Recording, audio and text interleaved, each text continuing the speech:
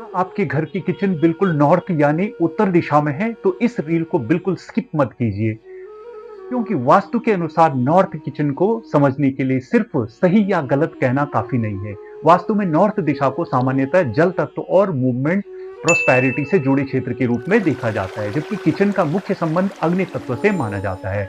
इसलिए नॉर्थ में किचन होने पर हमें अग्नि और उस जोन के वास्तु कैरेक्टरिस्टिक्स को ध्यान से देखना चाहिए। लेकिन एक बात बहुत स्पष्ट समझिए, नॉर्थ में किचन है इसका मतलब यह नहीं है कि आपके घर में निश्चित रूप से कोई समस्या होगी।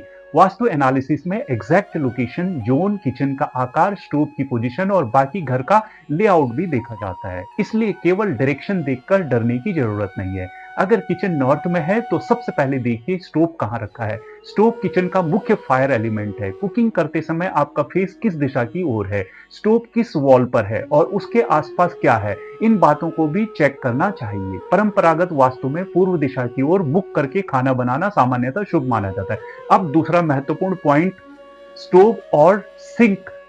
स्टोव यानी अग्नि, सिंक यानी जल। अगर दोनों बहुत पास हो, बिल्कुल आमने सामने हो या बिना प्लानिंग के रखे गए हो तो वास्तु पर्सपेक्टिव से इस रिलेशनशिप को जरूर चेक किया जाता है। इसके अलावा किचन के साथ टॉयलेट की प्रॉक्सिमिटी, लीकिंग टैप या पानी का लगातार रिसाव, अनावश्यक क्लटर और खराब वेंटिलेशन, इन प्रैक्टिकल और वास्तु फैक्टर्स को भी नजरअंदाज नहीं करना चाहिए। और अगर आपकी किचन पहले से नॉर्थ में बनी हुई है तो तुरंत तोड़फोड़ या घर बदलने की जरूरत नहीं। पहले पूरी किचन का एनालिसिस कीजिए। कई सिचुएशंस में प्लेसमेंट और अन्य प्रैक्टिकल करेक्शंस पर विचार किया जाता है।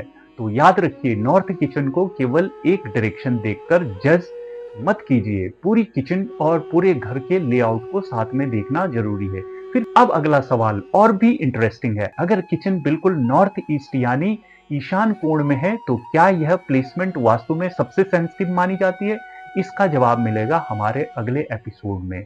मैं हूं दिवाकर कुकरेती और आप देख रहे हैं divine astro vastu. Kitchen vastu series के अगले एपिसोड के लिए फॉलो और सब्सक्राइब जरूर करें। नमस्कार।